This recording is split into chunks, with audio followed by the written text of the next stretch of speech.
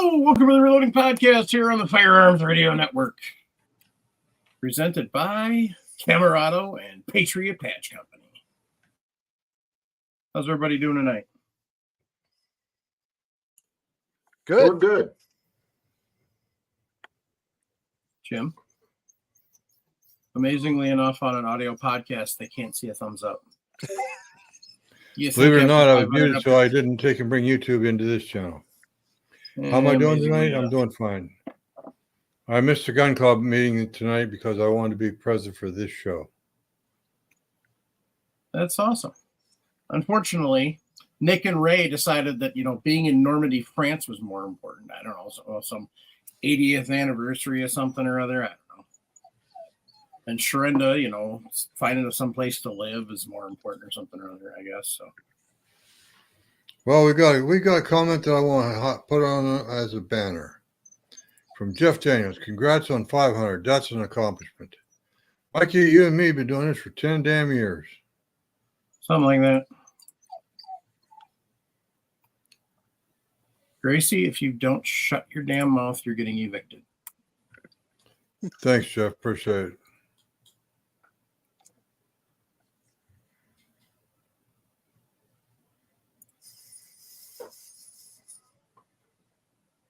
Anyway, 500 episodes. Something like that. That is the. Mike's been present for almost all of them. What is it? One or two shows you had to jump out, Mike? Three, maybe. Something like that. A couple of times you had to go pick up your kids for whatever reason. Yeah, something about the wife said I had to pick them up or something. Yeah. And there's a comment too. I'm going to highlight from Russ up in Alaska Russ. Give a boy a blue star. Gracie's just celebrating. No, she wants my attention and she's not getting it, so she's whining. Because when it's bedtime every night, she does the same damn thing. And it's annoying.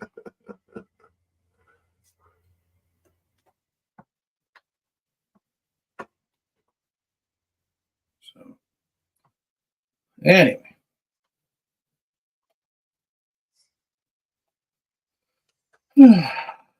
So. Oh my gosh. Hi, Who's Jason. Here today? Greetings. How are you? Other than far away. I'm doing well. He's even got a Reloading Podcast t-shirt on. I'll be damned. Good on you, Behind Trumbo. my ears tonight. Oh, you silly goose. So. Oh, yeah. So what you been up to, Jason? Just work. Right? I thought that's what you had the wife to do, the woman. I tried to. She just doesn't understand the concept. She thinks she's retired. She gets to be on vacation for the rest of her life. I don't know. You've been out running that tractor the whole time, right? Yep, absolutely. Yep. Gonna put a new throwout bearing in it or something soon. And all the adult supervision, that's tiring. I know, Jason. I have to do It that is. with It's Stacy. exhausting. And then I get thirsty and hungry while I'm sitting there. There you go. Oh, yeah. Meanwhile, have you done anything in Guns and Reloading lately, Jason? I have not. Shame on you. You're as bad as I am. Yep. Chris, there's a question for you. No, we had a few things pop up for the family this weekend, so I did not get out. But this weekend, as of right now, Stacy has not made plans for me, so I should be able to get out.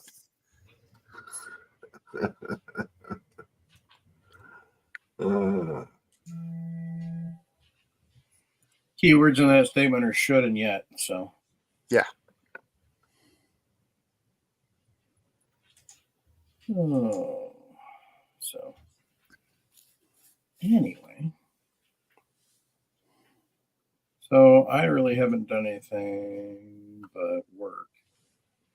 So, I did get some of those little moving dollies, so I can put the totes behind me on those to make it a little easier to move stuff around in here. But I haven't even gotten those put together yet, so you know. Because I got called into Cabela's on Sunday, so that spoiled my fun. Anyway, what I'm playing with currently was something that I was hoping was going to make life easier with the camera. Unfortunately, this camera, the battery contacts are in a little rectangle. So the battery actually has a tab that sticks down in, whereas the adapter is flat. So yeah, it looks like I got to try and find another adapter.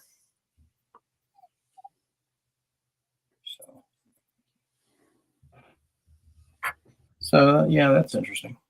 But other than that, you know, nothing new exciting. So, but.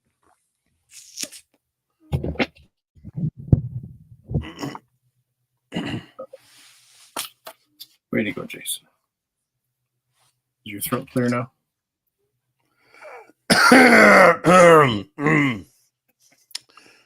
Hey, Chris, glad to see you here. Appreciate it, buddy.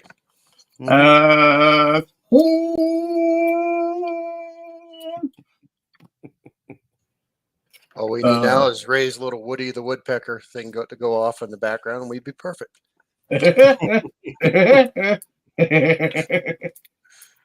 I'll impersonate it. So Jason, we're deep diving down the rabbit hole tonight. Brass prep.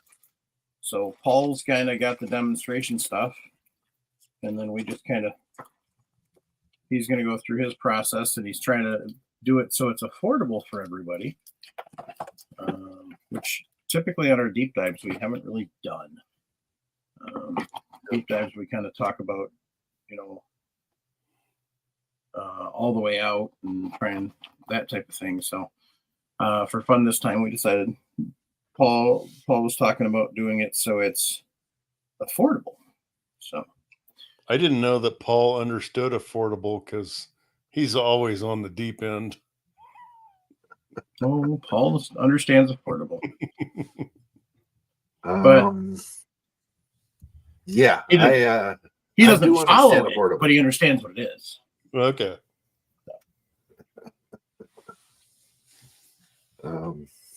Yeah. No. Alrighty. So what the heck is all that gadgetry? This is all stuff that we're gonna need to figure out how deep do we got to cut our primer pockets. Cheap, huh? Oh yeah. We also need this too, because we got to measure the primers.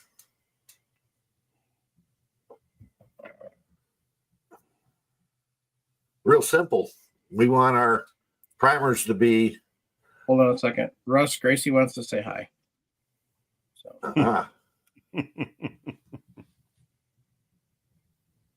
Okay. Now that I've interrupted. Yeah. No, we want our primers to be between 5,000 and 8,000 below flush of the case head. So if we were to measure a primer with our gauge here, and we get 5, 6, 7 thou. And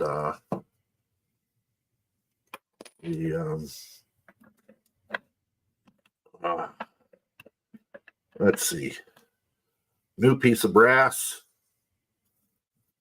Take our depth gaugey thing here, put it in, and turn until we feel it bottom out on the case,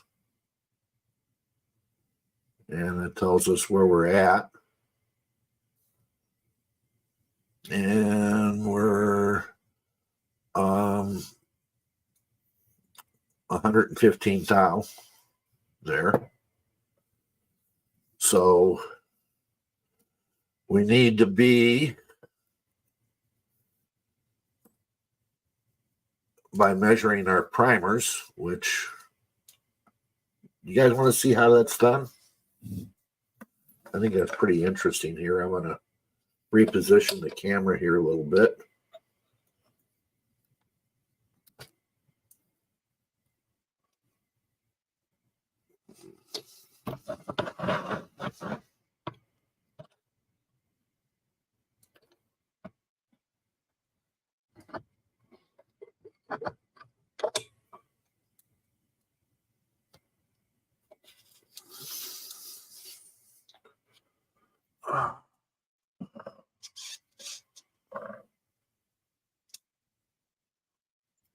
Dial indicator set to 0. Is that liquid filled? No, Okay. no. This is a quarter inch dial, and we're gonna call it 126 thou. Okay, if you can kind of scroll down so that everybody can see what the indicator is measuring. Okay. Please.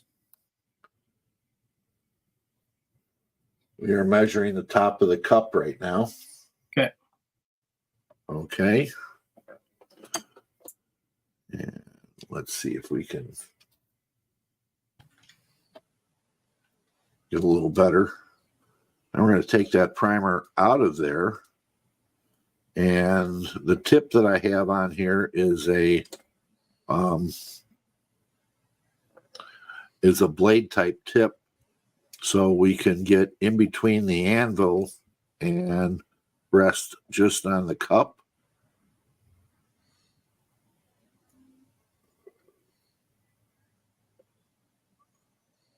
And we're at 15, 16, 117 thou. Can everybody see that? For the cup itself. Yeah. So. Well, the cup and the priming material anyway. Right. Cup. The cup is where we're at. We're on the edge of the cup. So 117. Okay. We're on the edge of the cup. If we look, I thought you were down in between the anvil. Sorry. Yeah, here's the. Gonna raise up here real quick, guys, and go to.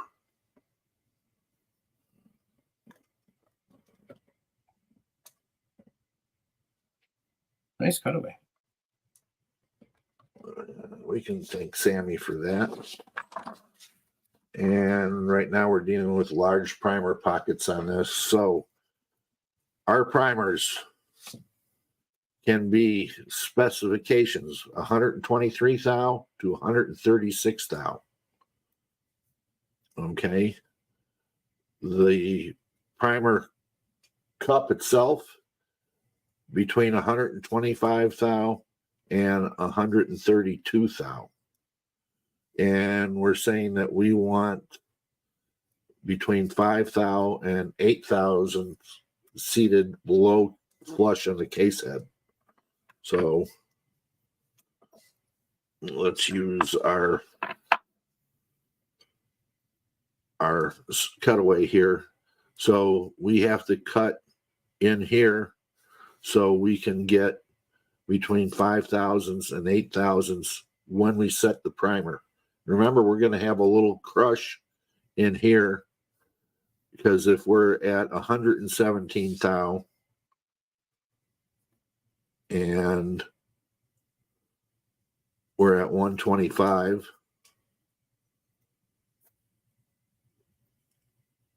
we're gonna 8,000 difference. 8,000 difference. Excuse me, guys. I'm just going through this here, and we have 8,000s worth of difference, which is enough to put us below our the head of the case to get the the primer seated where we want it. Now, there are going to be a little bit of variations in the primer and the cups. And I can get anywhere the 10 the 9 that I have measured here, anywhere between 126 and 128. So there is going to be slight variations in the actual primer height, and the cup height is going to vary slightly too. But I'm going to sit and say that I am going to set the gauge, my cutter here,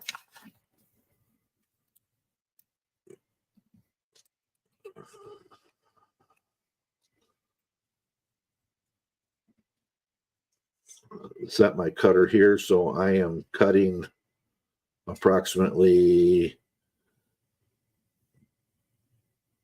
20, excuse me, that's not right, guys. Hold on. Get it zeroed. I bumped it.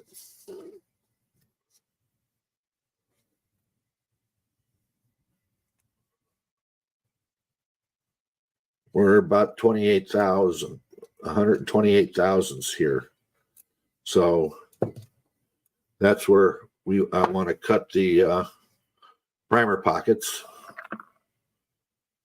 And you can sit down and take and go like this and slowly cut the primer pocket to where we're going.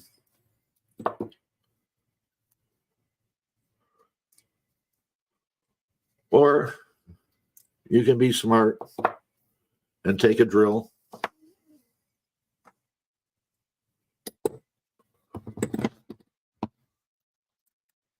mount the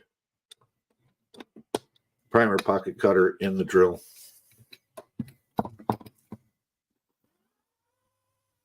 Turn it on fully.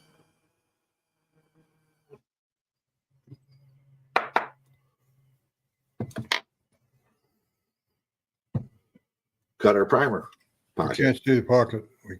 Thank you, Paul. We cut our primer pocket. Shiny, pretty shiny. Shiny and flat. Okay. We are nice, shiny, and flat. We can go take our depth gauge then.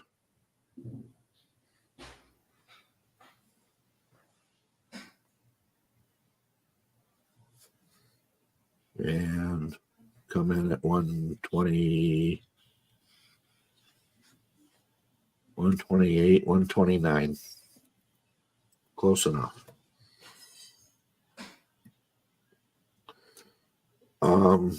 Next issue is, does anybody have any questions? We're all good on that? Okay. Deburring the flash hole. We're all sitting there wondering, he's got two tools to do it with. We have a 62 thou and an 80 thou. Mm-hmm. This 62,000 is for Lapua, ADG, Alpha, and Peterson brass. And the 80 thou is for everyday standard run-of-the-mill Winchester, Remington, Federal, and whatever else you can run across. Now, as you look at this cutter, it's a little different than the ones you get from, say, Lyman or RCBS or whatever, or other ones. This one has a shoulder to limit the depth of your cut, and me see that one good enough. It has a very small radius, but it limits the amount of cut that you're getting on there, so you're not making an inverse volcano as you can with, say, Lyman or other ones if you don't know how deep it's going to go into the case. Paul, why the two different sizes for Peterson and Lapua versus everybody else? What is the purpose of that? They believe that a smaller flash hole is going to give you better ignition. Okay. Okay. And I have to say I kind of agree with them. But we have to have two different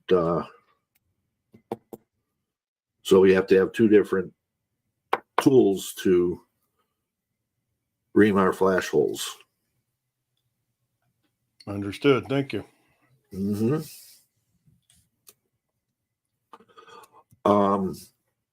The next step we're going to do is a fun one. Again, we'll get the power tool out, and we're going to cut case next.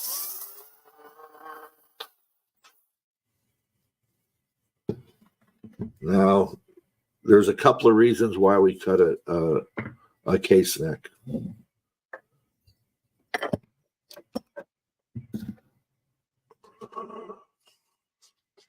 And move this up.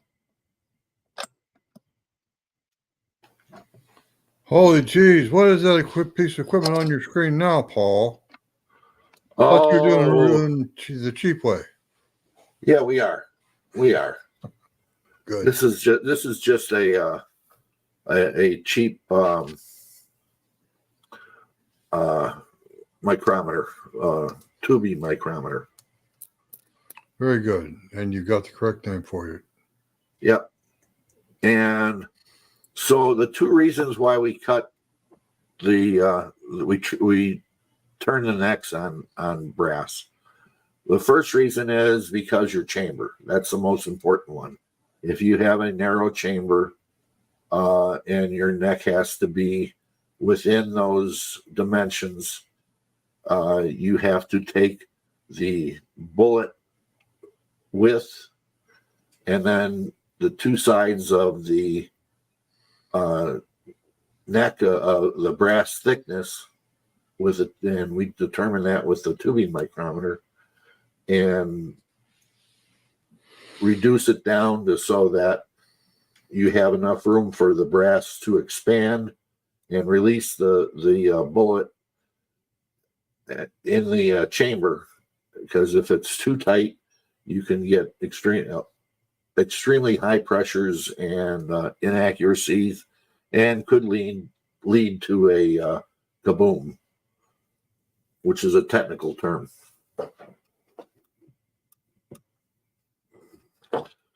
So, hey, Paul, that's at the very top of your screen, so we can't really see the brass in the mic. Okay. There you go. Thank you. Can we? There we go. Yes. Okay, so we're 146 thou, 140. Oh, we dropped down to 132, 139. This is the other reason why we trim at 147, 147. So the second reason that we have to go through is to even up the case necks so the bullet gets released the same way every time. In other words, it doesn't have a thick piece of brass to expand on and a thin and another side that is thin. So we're going to have to take and we can take and reduce that and by taking our numbers that we were running, we can get an idea of what we were looking at. Was 132 was a low number there.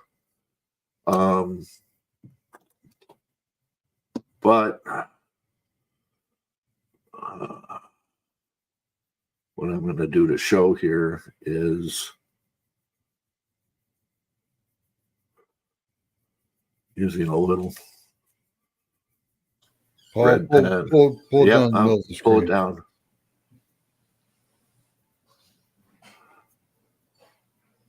What Paul's doing is putting layout ink on his cartridge case. Right. He's about to turn the neck on.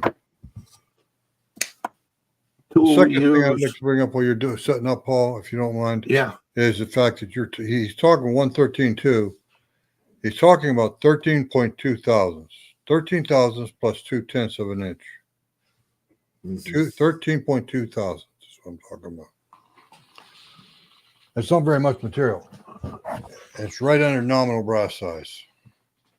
right. But he's doing a great job. He's doing a great job, Mike. He really is. Now, what I have here is a K&M neck turning tool.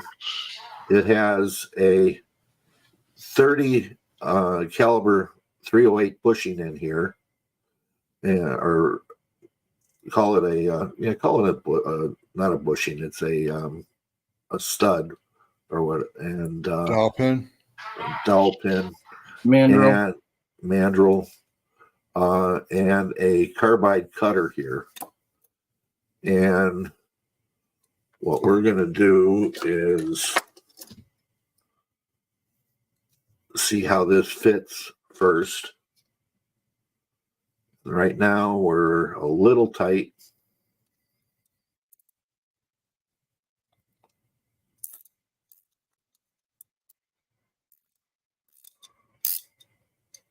So that's moving the cutter away. It's moving the cutter away. Okay. See, we can go past it all the way in now. Okay. And then I can go on the side, on the top here, and I can move this in to 10 thousandths every line.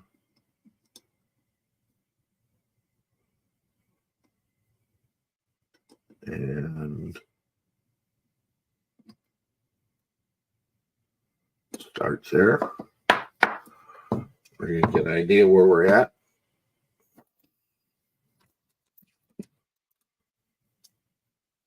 Now, the shell holder here, it uses the case holder here uses a Lee shell holder to lock the case down, and a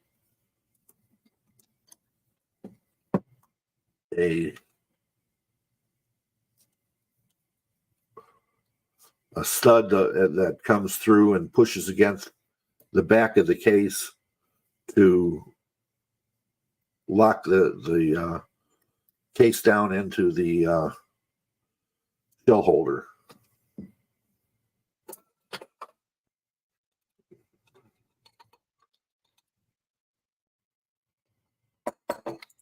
It's a nice little setup. It's portable, so you could literally do it anywhere. Right.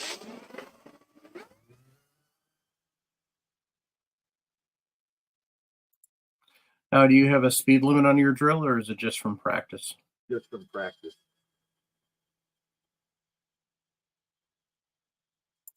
And as you can see, folks, the red marker is going away at part of it, but not all of it. So that means he's not cutting deep enough. So he's going to wind up, I'm sure, doing more adjustment. I will be doing more adjustment, but I'm going to show everybody what it looks like as we're going through. Right. So you can see thinner part of the case here. And we come over to here, we have a fatter part of the case. So this is a, why don't we call it a miniature lathe? Okay. And we're taking and turning the brass with a cutter, and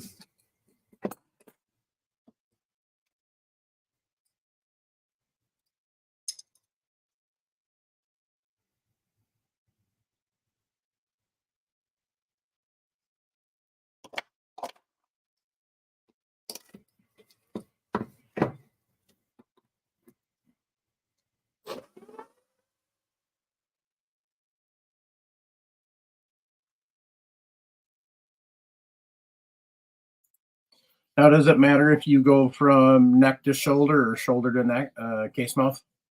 no, it really doesn't matter. It's just I'm just going slow enough with the cutter to make sure that I cut the whole thing, and then come down and run along the edge of between the shoulder and the case neck to get an area where we can prevent a donut from forming in the case neck. So Truth wants to know, so that's making it perfectly concentric? It is making it as concentric as you can get. There's only one tool that I know that's out there that can do a perfect job on it, and that's an Autodod, which is going to run about $3,500. And it is a CNC lathe that cuts the inside and outside of the case neck at the same time. So you're saying Bench Addict has this already then? Yes. Yes, he does.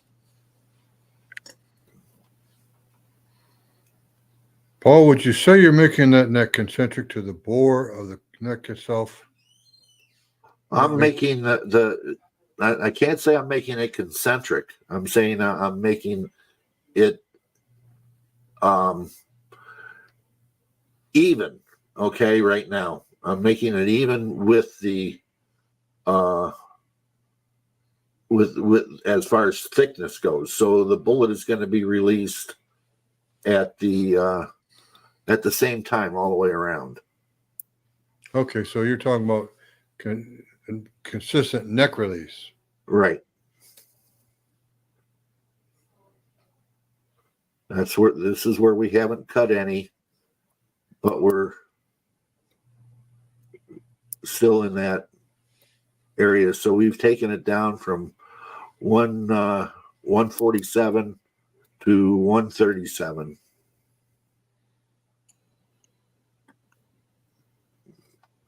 Folks, So we could, folks, yeah. look at Paul's micrometer.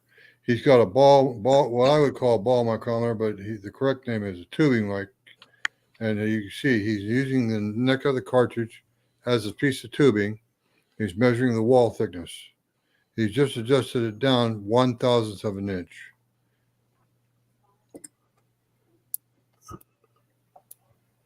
And Clifford Zach has a question that is on screen. His question is, how thin can you make the case neck? Cliff, I would tell you what, 10/1000ths is minimum. Yeah. Here's the thing about making a case neck. If you take the case neck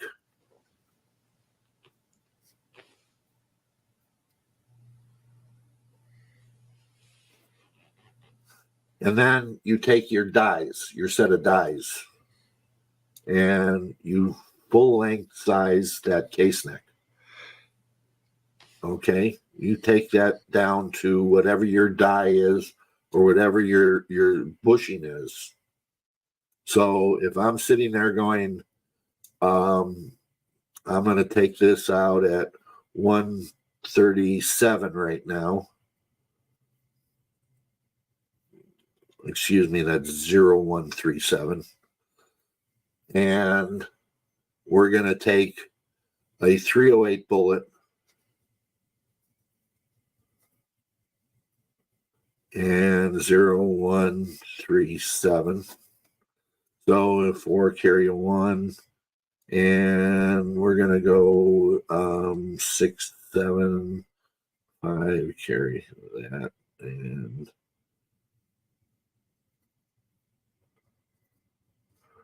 so we got 3, 3, 5, 4, and you're gonna look, and you put the 30 caliber bullet in there. Take that. You got to make sure that you can go down. If you go too far down, your die may not be able to squeeze it down and be able to hold the get any tension on there to hold the bullet. So the bullet could just rattle around in there, and you got a ruined case. So you have to do some measuring and figuring out which way you're going with this before you start. But if you're just doing it like I'm doing right now, just turning the case neck just to get it even, we got plenty of room.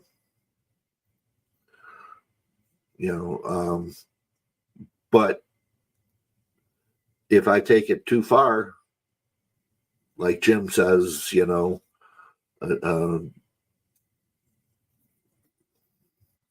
down that far, it ain't going to hold it. And I can take it down that far.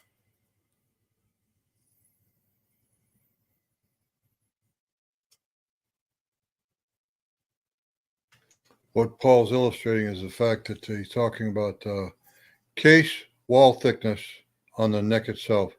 He can get it down to 10 thousandths without a lot of trouble. Anything less than that, you won't have enough meat on the outside of the bullet on either side to correctly and properly hold the bullet while you chamber it and seat the bullet and chamber it in the gun and fire it. It won't have enough bullet pull. Neck tension, yeah. Thank you, neck tension. Yeah. The math teacher just came aboard. Vanessa Kitty, welcome to you, madam. So it's still, right now we're still up, even with 308 open on the neck, we're still able to get that and hold that in there. So we've cut back to and a little bit into the shoulder area right here. And we've gone all the way across the case and cut out the most of the high spot of the case. We could take it down, and I'm going to do it on another case where we're going to take it all the way down to clean and show you guys what that looks like.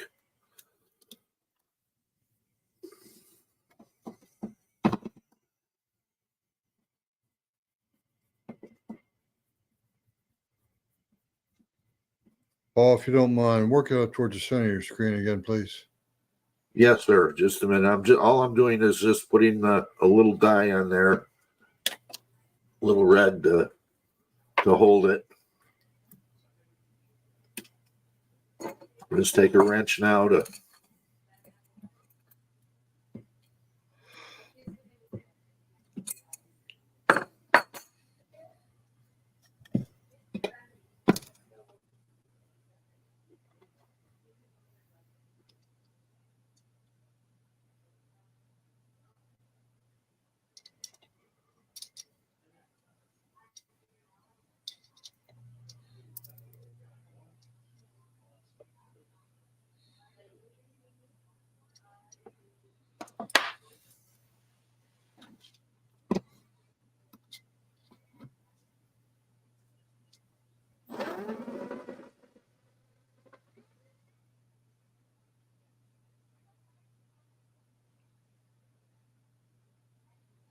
Nice.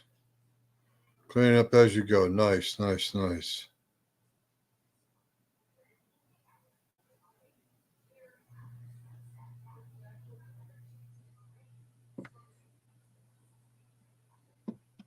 Not quite tight enough, guys.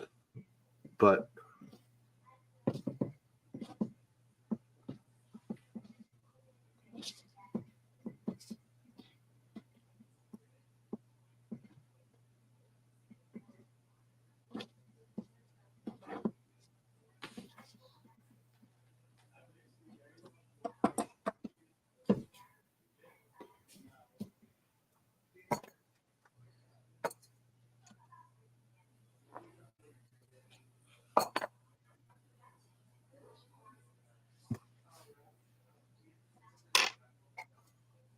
Okay, we've taken that one down. If you look all the cuttings, the brass that we've got off of that one.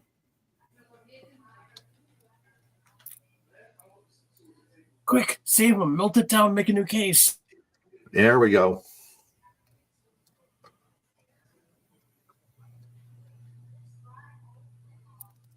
Can't read your tubing, Mike. 13, there you go. 18.6. 14.3, 14.2. 137. 13.4, 13.3. 13.6. There's going to be a little variation in here because of what you're looking at. That's Less than a tenth of a thousandth. right. Guys, what we're talking about is less than 1/30th of a human hair. Human hair, on average, is about 3/1000ths of an inch in diameter. He's measuring less than 1/30th of an inch. 1/30,000th of an inch.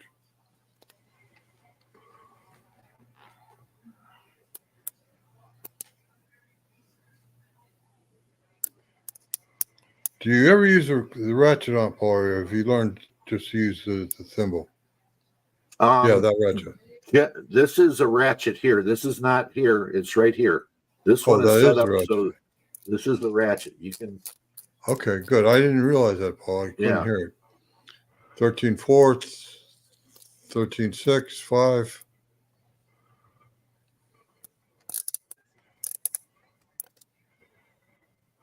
You gotta look, because if you turn it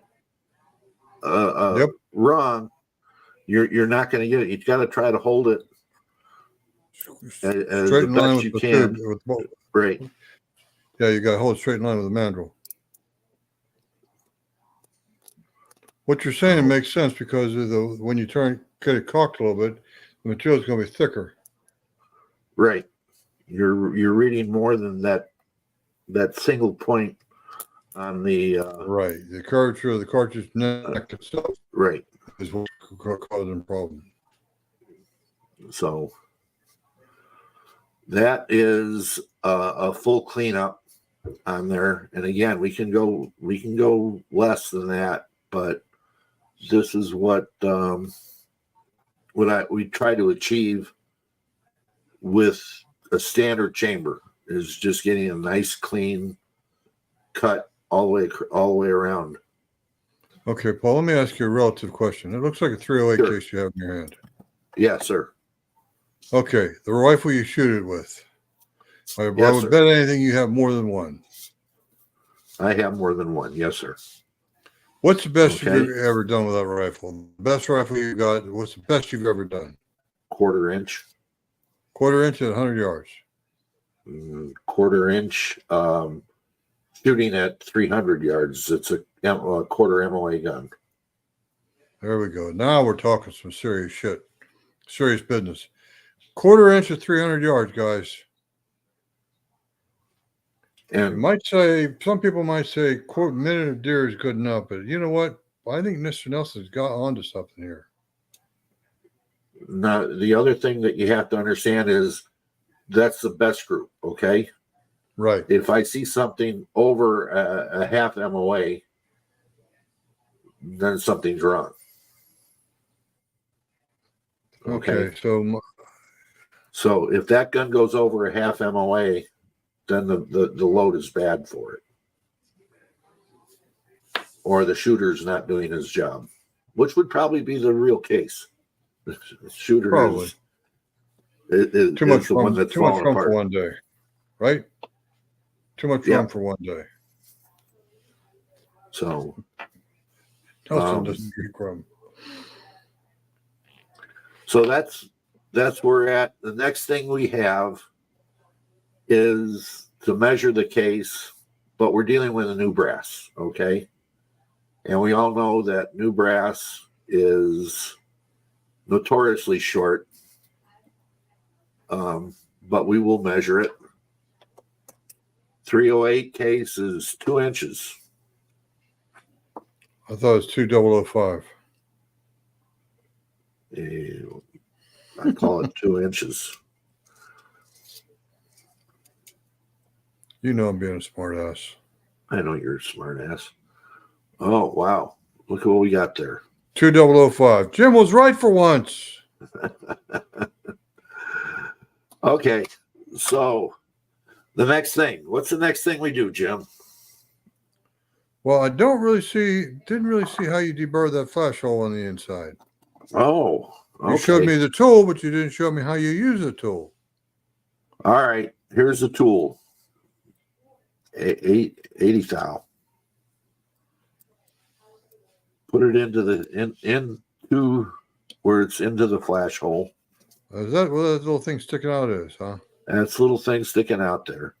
And then what's that brush taper thing? You can take it up to hold it against the case mouth, and then you can turn it with your fingers. No drills, please. No other mechanical tools. And you've taken any burrs out in the area of the flash hole, which would cover this sleeve that's covering the cutter. And the cutter is also a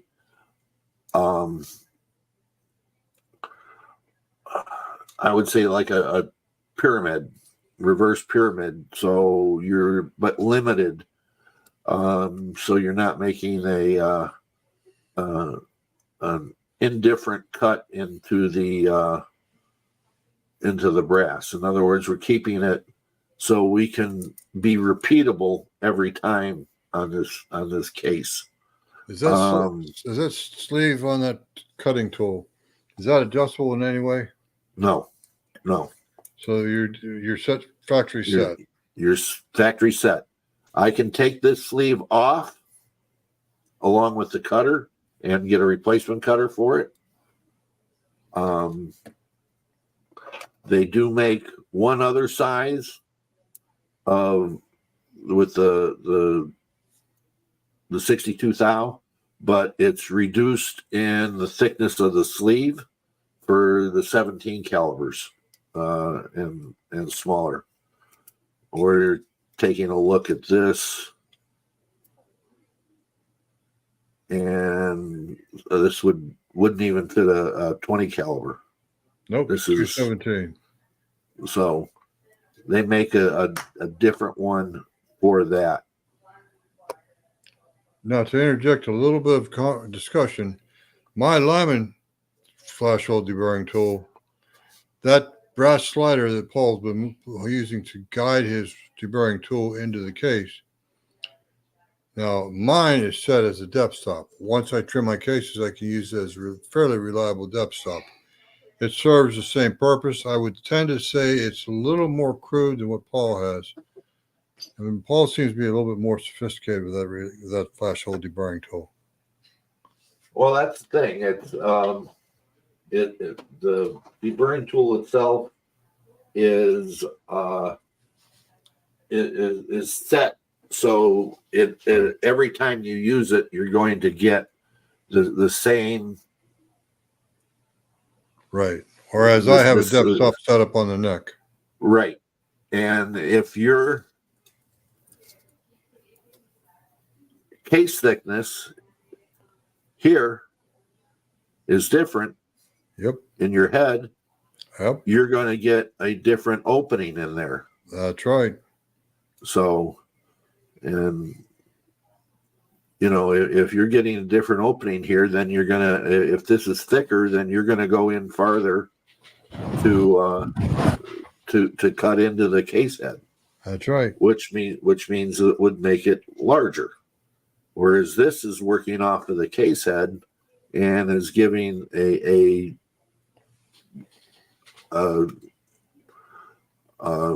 pocket there to funnel, it's forcing cone, if you will.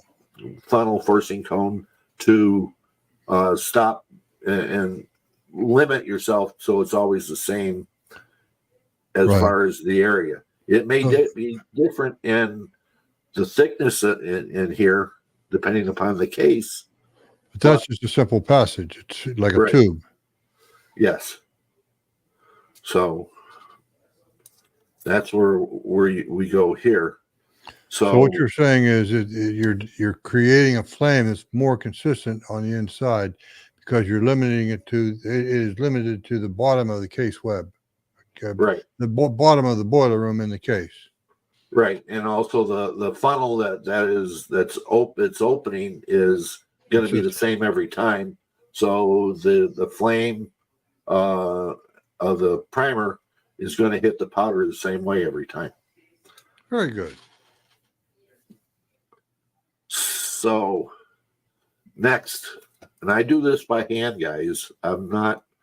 You guys all have those fancy cases, trimming tools and deburring tools.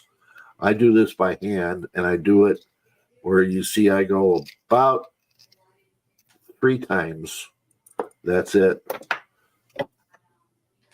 And I do this about 3 times. Just out of curiosity, Paul, I know that's a 30 caliber bullet on the outside of your inside deburring tool. Right. Let's see if you can drop that inside the case. Nope. Nope. You can't even force it in. Nope. So another fun part where we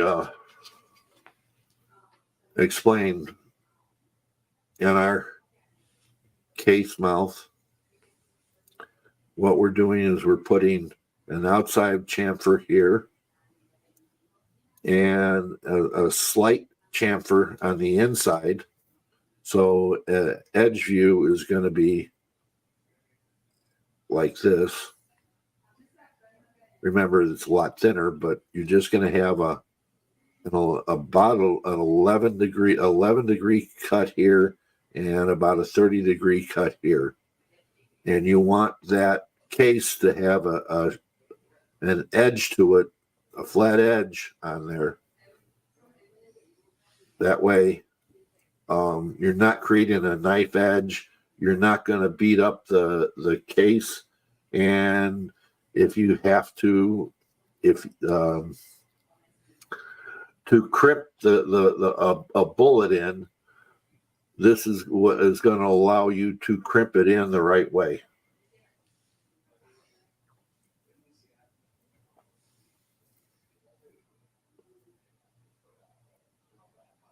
So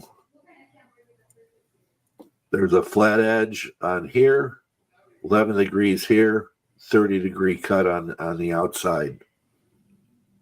It will not peel any jacket. It will, if you bump it, it'll still be strong enough to allow it, unless you drop it from 3 or 4 feet on the case mouth, it'll still be round, and you're ready. As a new case would go, we'd be ready to load. Our loading on this would be we have to prime it yet and then load it. We would be looking, because it's a new case, we're looking at a mid-range load. So between mid-range to about a 3/4 load. So 1/2 to 3/4 of max load. Reason being is our shoulder is too short here and hasn't filled the case up. We go too hard on it, and we're going to move things in bad ways. We could move the body of the case and start thinning the case out early here with the short shoulder on here, we could have a pour filling of the shoulder in here with too light a load. And we're also not going to get the full expansion of the neck when we do it. So we're going to start a new case out with at least 1/2 to 3/4 of a load.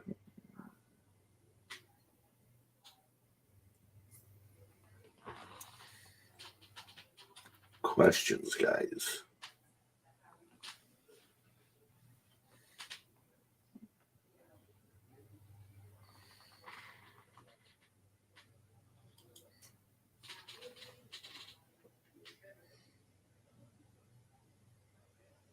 No questions. No, bench addict seems to be handling that one. Oh, okay. Yes, bushing dies are great for full length sizing. There's a question I missed. No. Good question too from Mr. Truth. I forget what his real name is. No. By thinning the neck, does that increase the chance of splitting the necks? No, because we're annealing every time. In other words, we're using dead soft brass every time we start. So case necks are the case mouths are not going to split. The necks are going to be fine.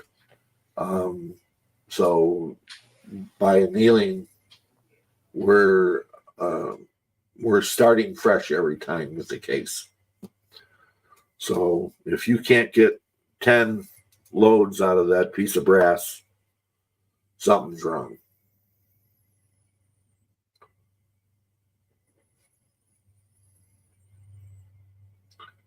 Should be no problem with 10 loads out of it.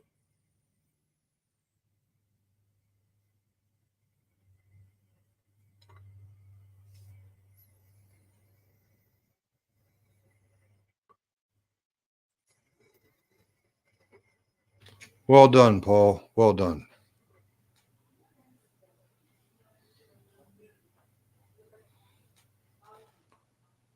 When you say 1/2 to 3/4 loads, Paul, you're talking about fire forming loads, aren't you? You're not talking about deer hunting ammunition. You're not talking about plinking ammunition.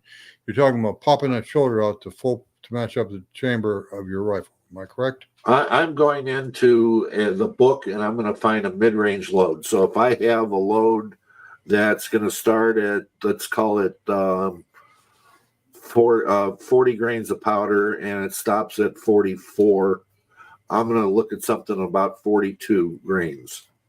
Okay. In other words, like a 95%. Another way of calling it would be like a 95% load. Yeah. Yeah, closer to a 90. I'd say closer to a 90% load because 40% is I got you. But you know what I'm trying to illustrate for the sake of conversation. Mm-hmm. No, we're looking at about the same thing here. It's just a mid-range load is what I'm looking at, a mid-range load. Well, Paul, the reason why I even brought this topic up and expanded on it like this is because I was concerned when you're talking about 40 to 42, 46 grains. I was concerned you were talking about loading your cartridge with half of the load, no. 20 grains, 23 grains. No. We're talking about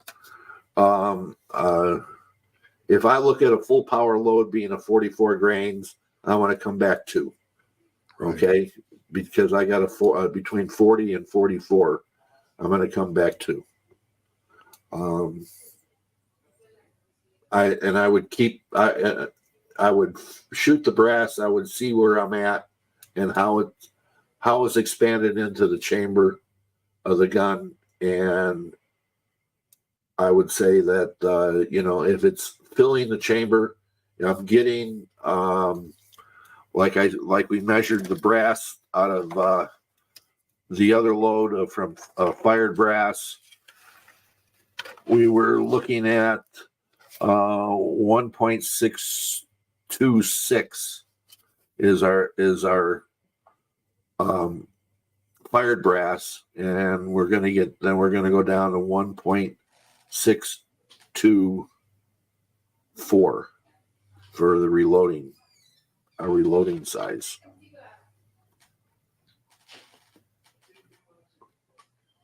Well, the reason why I bring it up is, like I said, this mid-range to whatever minimum max load. What we're talking about in the book loads minimum to max. What Paul's talking about is halfway between. Right. Min and max. Yes. That gives you another way to put it would be a fire forming load, and that's that some people think a fire forming load is a starting load. When you're trying to get your shoulder to move,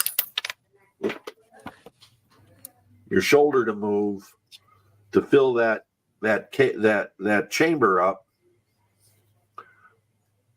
I want the case head not to move, but I want this to expand and get filled up. So with my case neck turned and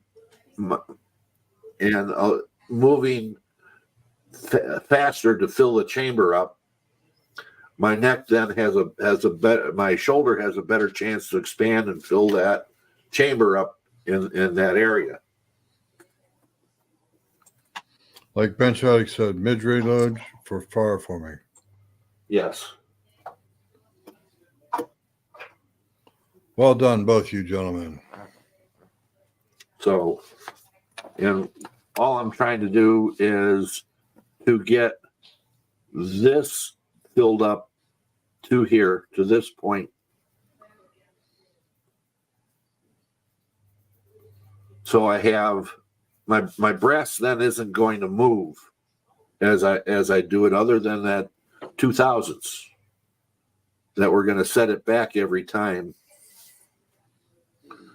to reload it. And by annealing and then setting our brass back, that 2000s, we increase our brass life tremendously, even at high pressures. We have another good question from GGW Outdoors. Jason's friend. Are you fire forming with the same powder you're going to use to load the cartridge with? Most times, yes. If I can't get the powder that I'm going to use, I have other powders that I can use to fire form with that are still in let's say a mid-range speed. They're not going to be a super fast powder like some people like to use. Like red dot with some cream of wheat or something on top of it to and a plug. No, I don't do that. I shoot it with a bullet, and I'm looking to get the most expansion I can to fill that shoulder up with one firing. All right, another question for me, and that would be the question I got for you is: do you put that bullet on your round count? Always. Very good. Always. Book goes with the rifle everywhere. So, and that way you keep track of the throat of the gun, and the condition of the bore. Very good, sir. Thank you. Now, when I did my fire forming with my 280 Ackley, I used a wax plug, about 15 grains of unique per cartridge. And it did a pretty good job of blowing that shoulder out. It will, but did it get all the way? Say again, Paul? Did you get it all the way? Did it Yes, get sir. it 100%? Well, I had to do it a few times because Okay. I didn't have enough powder. I was trying to go light because unique is a handgun powder. You know that, or shotgun. Sure. Yeah. And I didn't want I wound up going clear up to 15, 18 grains of powder. But I also had a candle wax plug in the bore, so I didn't want to take and have a plug bore no matter what. Okay. Or bore obstruction, shall we say. Yeah. That's why I sit down and I use a what, you would call a mid-range load or, Right, I'll follow you. Because I'm looking to get my brass expanded as a fireform load.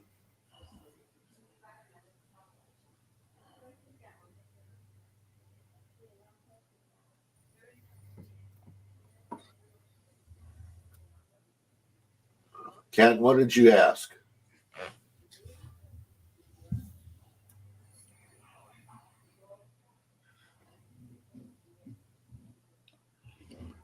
Jim, how far have you taken that Ackley out so far?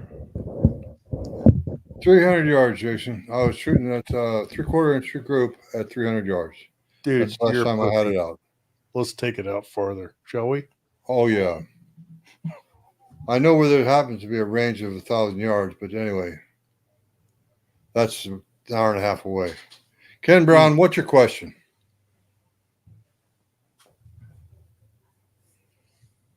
Yeah, I just looked back. His question didn't post. His comment posted, but not his question. So.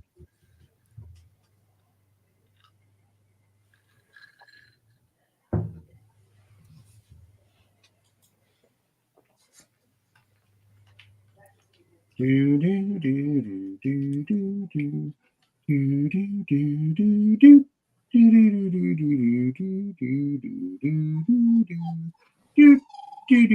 do do.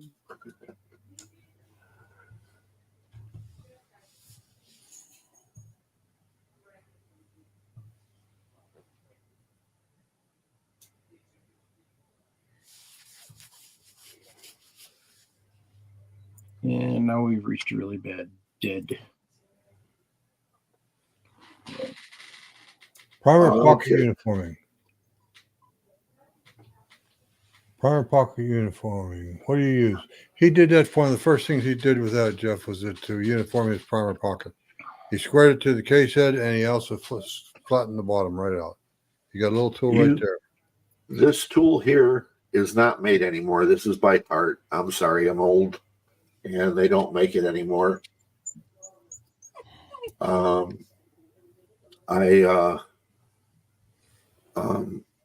If I was going to buy a tool nowadays, I would go to the 21st Century website and buy their primer pocket uniforming tool, because one tool can do both small primer pockets and large, and it is adjustable.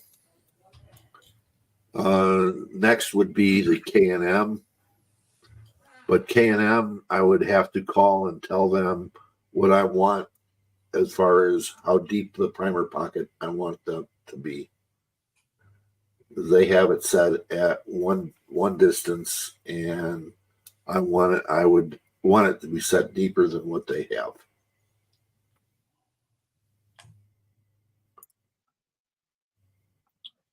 All right. So Ken messaged me his question. Is there any benefit to using an expanding mandrel before cutting the neck? Most times you have to use one, depending upon the setup. They have expanding mandrels, one like this for 308. Okay, not a big deal. It's nothing.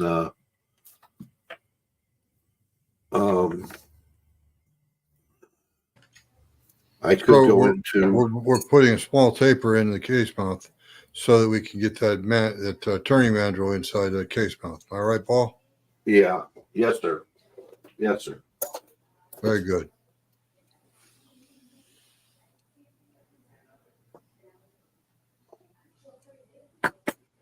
Other mandrel dies, like this one here.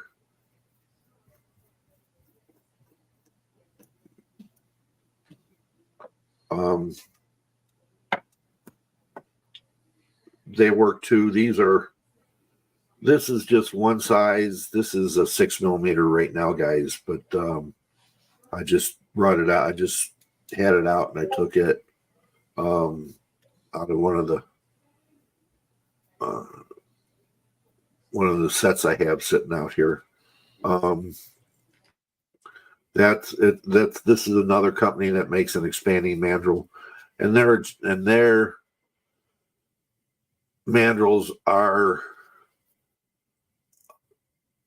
in half a 10 thou. So you can order mandrels from this company here that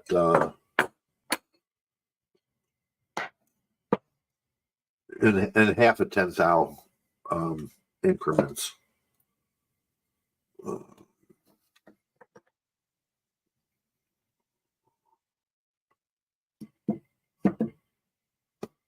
Lots of expanding mandrels here.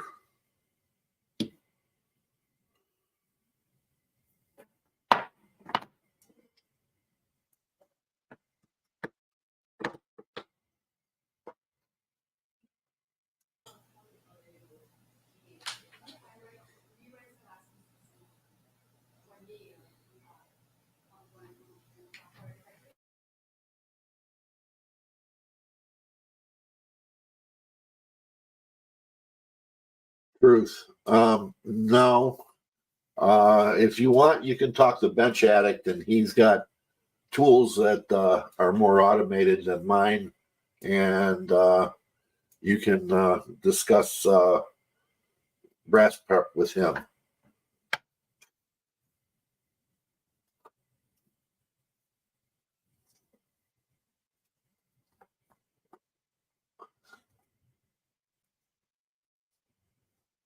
Anything else, guys? Yeah, there's one that's kind of amusing from young Mr. Truth. Paul, can I just send you my brass and you take care of it for me? Talk to Bench Addict on that. Bench Addict has got CNC tools that will work your cases for you. Good question from Clifford Zuck.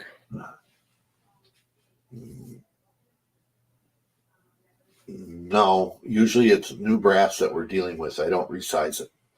I'll run a mandrel through it, but I don't resize it.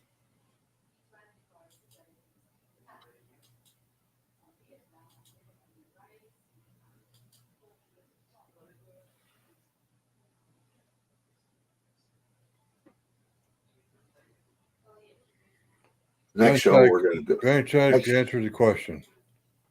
He expands for neck turning, then resizes it after neck turning. Yep.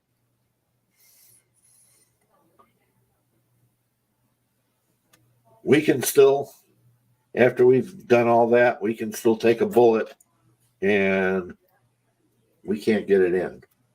Okay? Not by hand, anyway. Yeah. So that isn't gonna happen. There's a pretty good comment from Reloading Podcast himself. Everybody who's watching the live show, comment hi right now. I see one from Iceland. I see one from Idaho. One from Wisconsin.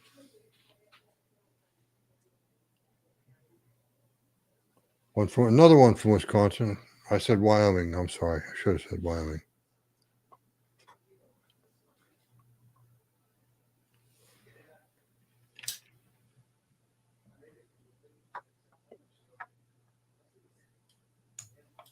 And a hi from one of those California bastards. And don't forget that guy up there in the Great White North, up there where it's cold all the time, up in Alaska.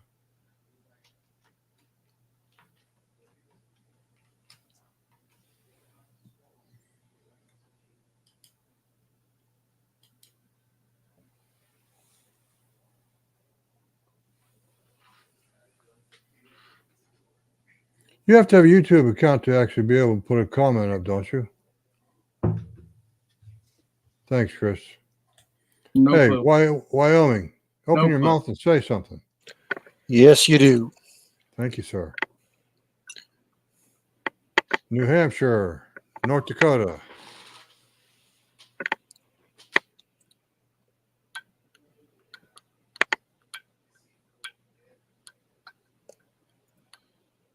You know, you all can talk while I'm not talking. It's amazing. Yep, I think there's a few. I'm pretty sure there's one from Guyana. After 500 freaking episodes, you think you all would learn how to not fucking shut up when I'm not saying something. I hate to dare, hate to dare. I've been talking the whole show, so. Hey, Yeah, you're exempted. there's Hey, I've been soaking in the knowledge while I'm sitting here working on this stupid over-under. Loudmouth Loud. I'm pretty sure there's a couple from Florida too. But the guy that takes the cake for long distance is either in Guyana or Iceland, and I'm not sure which.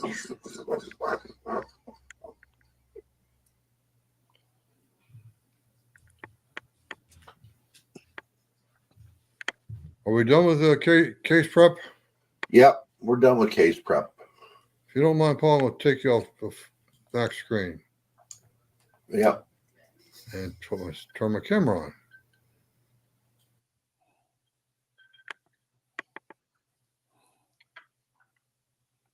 No, turn it off, Jim. Turn it off. Turn it off. Shut up, Jason. I'll turn yours off. Bastard. I'll turn yours off like that, Jason. Oh, God, made it worse. I'm pretty. Pretty damn ugly, you mean? I pick on Sharp when you're not around, Jason. But when you're around, you're my target. I'm enjoying it. For once, I get a reprieve for the night. For once, you're not getting persecuted, right, Chris? Let's pick on Chris then. No, we're good, Jason. We're good. Wyoming. Is that where you're at, Wyoming? Yeah. So you're probably used to the words Daddy. Oh, God, dog, Jason. Wyoming, where the men are men and the sheep are scared. JT Swing wants to know if he missed anything important or exciting. You'll have to watch for the recovery. Right, because it's like we just did some serious case prep. Yeah.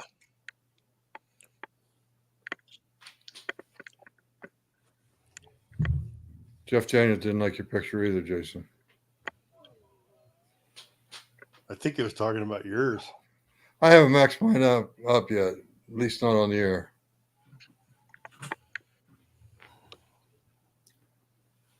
Here's one I like. From Motor Sigerson up in Iceland. And by the way, congrats on the 500th Reloading podcast. Great work, you guys, and big thanks for the great work and efforts over the years. Thank you. I know Mike's got something on his mind, so I'll just take and say thank you as a second co-host.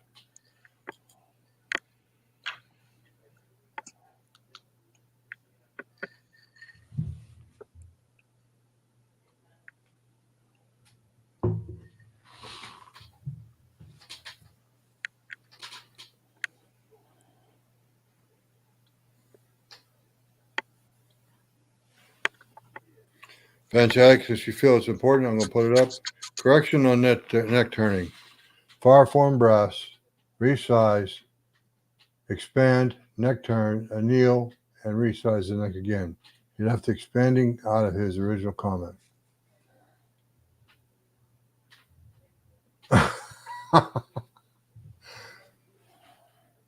Somebody's got a screen shared. That would be Michael. All right. So as I said, we're giving away a $50 gift card to Camerado. So this is all the people that commented. Any of you else who can't pay attention, then you don't get involved. So here we go. I don't see my name on there, Mike. You're not eligible, putz. Dude, you're an ass. That's Mr. Ass. Mr. Actually, Ass. it's Mr. Ass. Oh, hey, Truth. I need your information. So you need to send me an email at reloadingpodcast@gmail.com. You are the winner of the $50 gift card to Camerado. Wow. Big applause to the host. Yay for truth. You're the big He wiener. has put up some great questions. He's the big wiener. That too. And speaking of Camerado,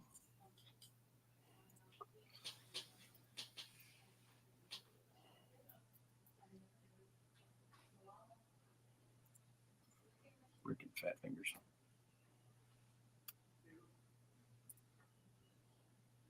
So, we can hear Gracie. Yeah, she's annoying. So Sean launched some new patterns. So we've got Warden, which is the base camo. He's got Sunspear, which is more of like a desert style, or drier areas. Raider, which is the snow camo. Basilisk, which is more of a darker green, more of a like a deciduous forest type thing, maybe a pine forest, and then Night's Watch, which is what Sean wears when he goes creeping out at night to scare the heck out of all the kids. So, I mean, just to show you a few of things, he's got a hockey jersey. Gracie, go away. I love you, but you're friggin' annoying today. Pajama pants, zip hoodie. When the boogaloo goes down, he's got the Hawaiian shirts for it. And you can get these in all sorts of different. So, and anywhere from 2 extra small all the way up to 6 extra large. And you can see, buy with shop pay, or your favorite form of credit card, etc. So, you got your size guide here, stuff like that. So, there's the Warden's the original. So he kind of just went through. He had some novelty stuff for a while, but he kind of took that down, and now he's just kind of more on the serious note. So he's got the hoodies, the zip hoodie, a windbreaker, pajama pants, and then a hockey jersey. And then the luau shirt. So,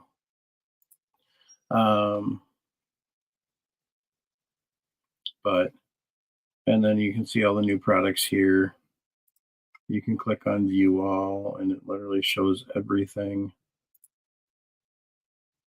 So, like I said, there was some novelty stuff they took down. So now it's just kind of more along the lines of this. You can get gift cards. So,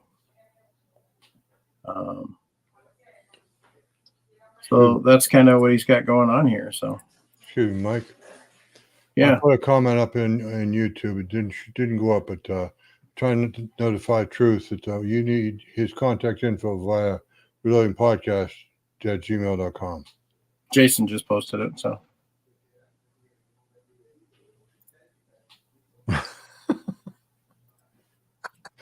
So there we go. Not exactly, Mike, but close enough. Yeah, exactly. So, yeah,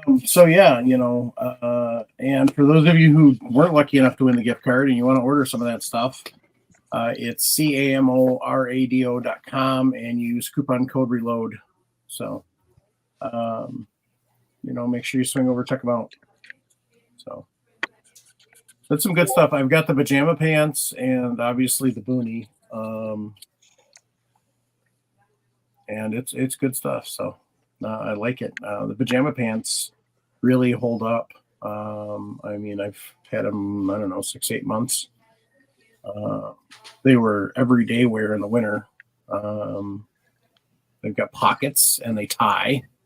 So if you wanted to roll out with them, and head down to your local Wally Mart, first off, you're just going to blend right in with everybody else.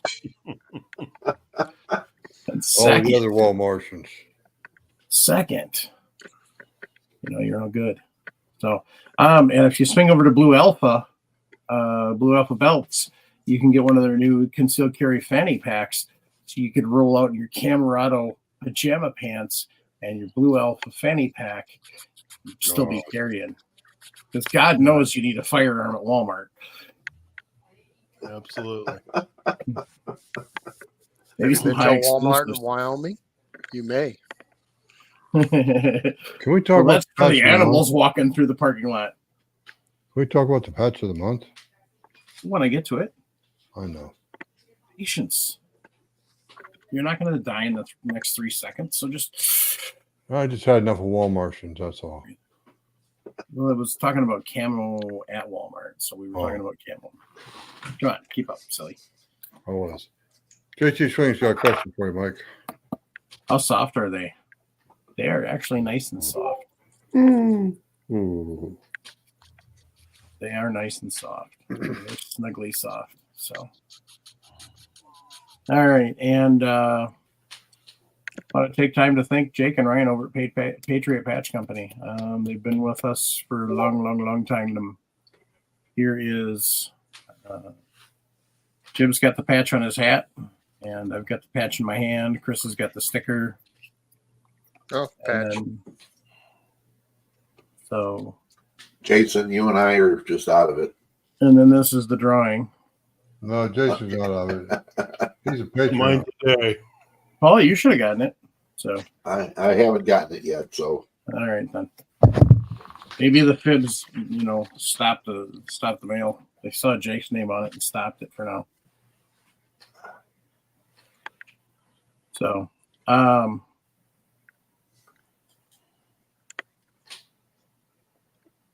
man, Parnelli Jones just died. So those who are Indy fans or open wheel fans know who Parnelli is. So anyway, Parnelli. Oh, yeah, Parnelli Jones. I didn't understand what you said the first time. Sorry. Yep, Parnelli Jones. Right, so swing over to patriotpatch.co, see all the cool stuff they make. It's not just the patch of the month. So they've got other patches they do and stickers, and they make magnet mounts and some other cool stuff. So if you want to join the patch of the month and support the show, you can head over to our page, which is firearmsradio.net/category/podcast/reloading-2. Don't know. Sean did it. I'm blaming Sean. And then you can click on support the show, and it'll take you to Patreon, and you can choose the correct level to get your. Whose phone keeps going off? Damn it! If you go to the loaded cartridge level, that'll get you the patch of the month. So, and you can do that. So, otherwise, we've got the brass level, the powder level, and the lead farmer level. Otherwise, you can make your own pledge too if you would just want to throw a buck at us, or whatever. We use it for. We use the funds to cover the monthly cost and everything. Also, like for when we go to SHOT, we use it for part of that. And like when I go to GunCon, when we go to GunCon, so we also use it for buying equipment when we can. So that's what we kind of use it for. So thanks for everybody who has been a Patreon in the past or is Patreon now. And Also, if you want to get some of this cool Reloading Podcast swag, when you're at our webpage, click on Buy Our Merch, and that'll take you over to Southern Gals Crafts, where you can buy T-shirts. We also have tumblers. We have can koozies. We have hoodies. So That tumbler's awesome. Mhm. it really I is. use it a lot. It'll be a perfect side for gin and tonic. It really would be. I like the 40 ounces. Yeah. Lush. Are you from Wisconsin by chance originally? My God, what an insult. No, Okay. we're drinking. We're professionals up here. Jason, are you a cheesehead? No, I No, was just talking about his drinking prowess because we're professionals up here. I'm now a potato head. Yes, you are. So does that You've mean you're been going to switch to tater- vodka? You've been a tater head as long as I've known your ass, Jason.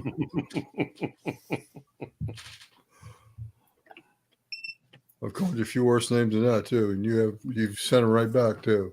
Anyway, so Paul, thank you very much for your participation this evening. Oh my God, yes. I appreciate that. It was very informing. yeah, Thank you, sir. Thank you. I love being able to turn Paul loose on the deep dive stuff. So Jim, thank you for being ugly, you son of a bitch. Chris. Well,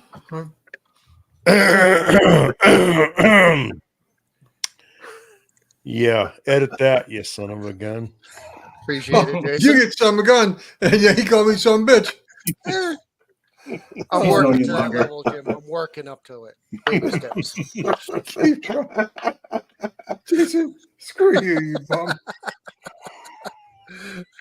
I hope I made you go over your nose. Oh, used to I don't know who it was, but somebody put on there joking about the three amigos. It was me, you, and Jason, Mike.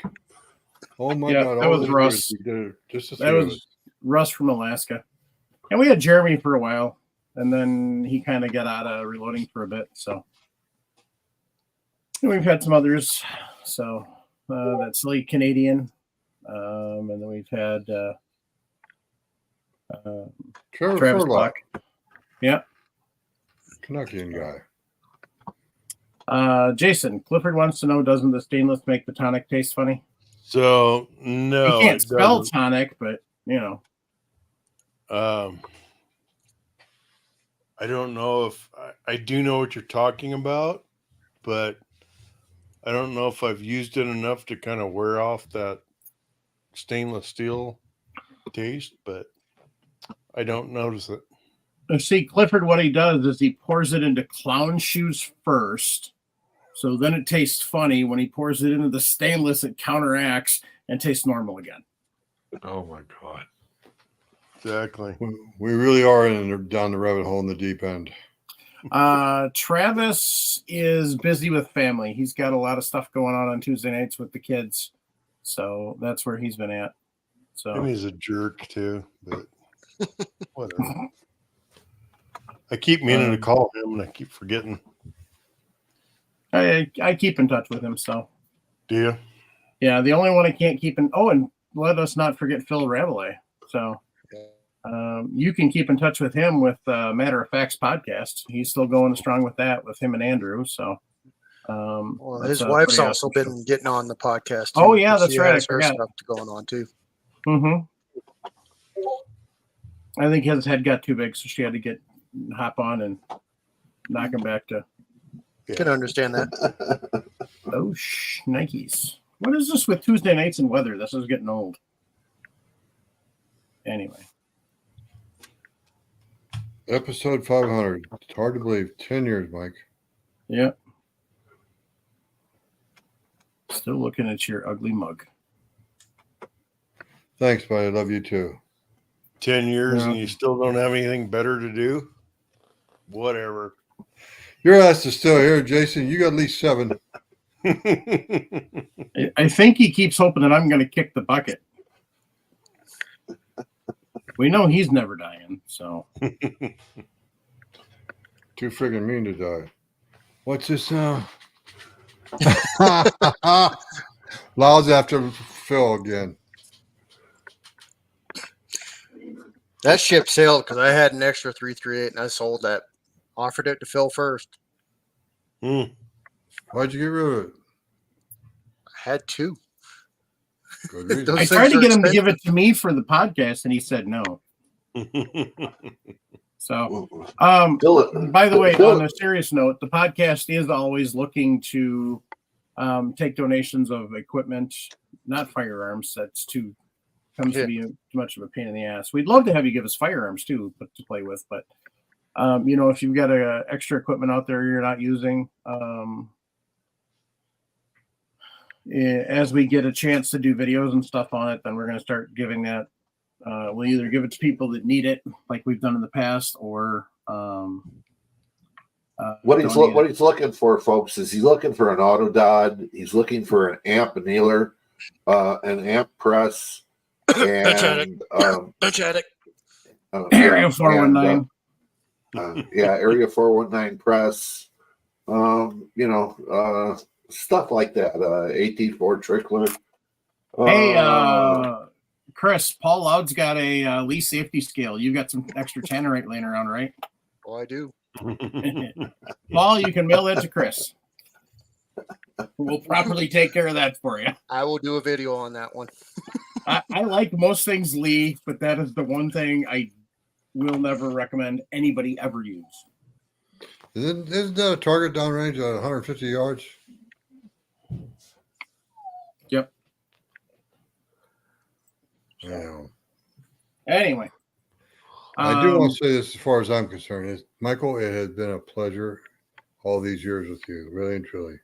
Mm-hmm. Mike and I have become great friends off the screen, too. As I have with Paul and Jason occasionally. And unfortunately. Chris, as long as he keeps the payments coming. Hey, my sugar mama writes a good check downstairs. So, I mean, yes, she does. I'll have to go and thank her.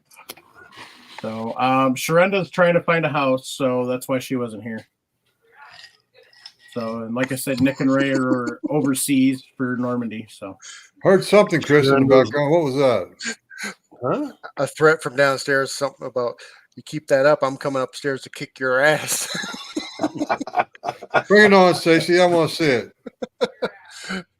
They said, "Bring it on." They want to see it. Did Sharenda's old house blow away? no.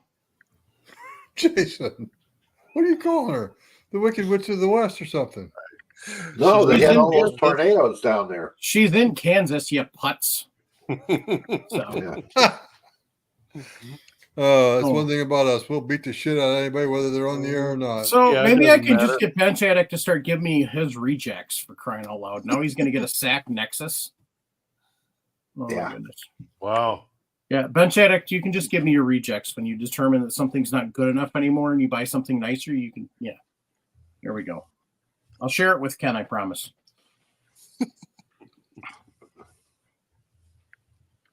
So my hope is sometime this weekend, I'm hoping to get out to the range, as long as it's not effing raining, which it's been doing for pretty much every day the last 3 weeks. It seems like around here. We've got a couple of dry days, but the first couple of dry days we got last week was lawn mowing because it was. My poor little dog got lost in the yard. We had to, send out the search party for him. I told my wife I was going to get a little, like the orange flags they put on the bicycles. I was going to get one of those to put on him. They were marking, lines and stuff out front. So we had one for, the gas line. I was just going to hook that onto his collar so we could watch it. Yep. She was not amused. I was laughing my ass off. I was wondering if you have put an L shape on the end of that 6-foot pogo stick. Yeah, you could. So anyway. Well, I think that's about it for tonight, gang. Thank thanks to everybody that joins us. Thanks to all of our Patreons and all of our supporters over the years, everybody who's ever downloaded an episode. We apologize for a lot of the crappy audio. If I ever get a crap ton of money, I'm going to get them all remastered and get them and re-release them. But I think you have to buy a lottery ticket before you can win it. So, yeah, you did. He showed up really late. He didn't even get into the drawing. So, thanks to everybody that has joined us on the panel or as an interview. Next week, we've got Damn Good Bullets coming. So we've got them scheduled to join us. That was a request a few weeks ago. So we got it worked out, and he's going to come and join us. So we'll get back into the rabbit hole after he leaves. But so. But Clifford, I got to say something here. Clifford, I think you need to get a new life. Either that or go back to the beginning, episode 1 and 2. No, don't ever go back to 1 and 2. Mike was by himself back then. No. So. No, I take it back. I came on with Mike in episode 2. Yeah. So. Yeah. Yeah, he was. But Janik said BG Nagy was too busy wrecking grass cases. Yeah. So remember when I shortened that one up the other week, he decided that it was a good idea, and so he was doing that himself. I told him, I said, I screw up on the show, so you don't have to. So he obviously did not follow my advice and decided to make his own. Anyway. On that note, gang, keep your brass shiny. Keep your powder dry. Shoot smarter, not harder. Grandpa told me, he says, don't listen to your mama. Violence does solve problems. And as always, I'd like to go last because I want you guys to understand the most important thing you do is support your Second Amendment. They is the backbone of the entire Constitution of the United States of America. Gang, so we have Bruin, okay? But we need to fix the schmucks in office so we don't need to use Bruin. If you think about it, Bruin cost us double because guess who's paying for the government lawyers? Yeah. So you need to contact all your elected representatives, local, state, national, and hold them accountable. Let them know. Judges they nominate. And this presidential election, just like 2016, is going to be huge because they're pretty confident there's going to be at least 2 Supreme Court justices changed out in the next 4 years. So we need to, as Tom Gresham said, you got to hold your nose and vote. Because frankly, we only have 2 options and they both really suck. So as my wife said, hey, never thought I'd say this, but I'm voting for the felon. It's that simple. Yeah. Unfortunately, as much as whatever, it's that simple. You can either vote for Biden and you're going to continue to get stuff like the ATF's been pulling with bump stocks and, well, I shouldn't say bump stocks. That was Trump. But Trump did get the judges. So that made the difference there. And I think Trump learned his lesson from the bump stocks. But you've got Biden with the ATF currently where they're literally shutting down hundreds of FFLs a month for little paperwork errors that used to be correctable and they're not anymore. They're pulling out. Basically, the rule is if the person you're at they don't think they have the money to fight, they're pulling their FFL. And they're doing it across the country. That's what the ATF's doing right now. In addition to making that stupid friggin' ruling that came out in April, which is being challenged in court. So, but that's what we need to do is we need to fix who's in office so we don't have to haul them into court, gang. if we can stop the morons from getting in office and trying to push through the stupid legislation in the first place, we don't have to haul them to court. Yes, Jim. The book Unintended Consequences comes to mind. Jason, I know you've read it. Mm-hmm. Mm-hmm. So, we don't want to do that. We don't want to do that. Support your national organizations, your local organizations. Tom Gresham had the new executive vice president on for about 10 minutes on his show last weekend, and for the NRA. The person that just got replaced White and LaPierre, but the one that was chosen by the board. Tom Gresham has said that a lot of people that he knows, that he trusts, have called him up and said, this guy's going to be good. The guy was in charge of the NRA publications for about 10 years. Before that, he worked for Peterson for a long time. But in listening to this guy, I think there's hope. I'm not telling you to go out and give NRA money, but the one thing that he did say is he said November's a priority. And so They're going to start pouring money into the presidential election and the congressional elections like they did in 2016 and didn't do in 2020. He knows that what has happened in the NRA, and he admitted what's happened in the NRA is horrible, and that he wants to fix it. We'll see what happens. Okay? I'm not telling you to go ahead and just blindly support the NRA. Don't do it. They've got some proving to do. But I am saying that unlike when Wayne stepped down in January and announced his successor, there's some hope. Charles Cotton's not the board president anymore. There's some other changes too. So, we still got to wait to see what happens in New York. Because there's another case that's coming through the summer, but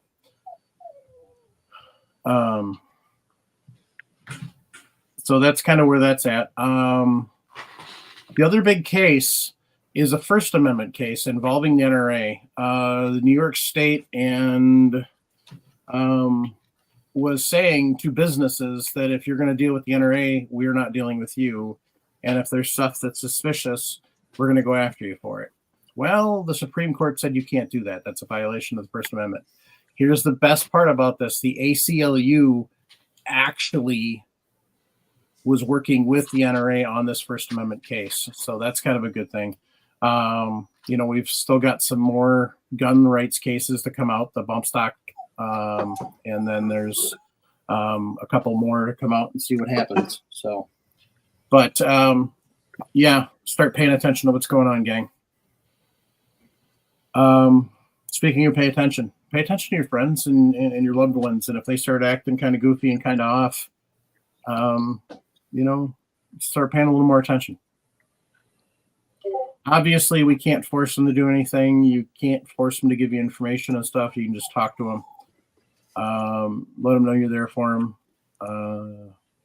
But also let them know about 988 or 1-800-273-8255 if they're struggling. Have them call, get some hope, get some help. So, and if they're veterans, there's a lot of veteran support too, specifically for veterans to really get them going, to get help with the mental issues, because mental health is a huge, serious thing. So, and on that note, Jim, you got to do the original sign off. Come on. Stock up. Groundhog Day is coming. Nope, that's not it. I ain't doing that other shit. Let Jason do it.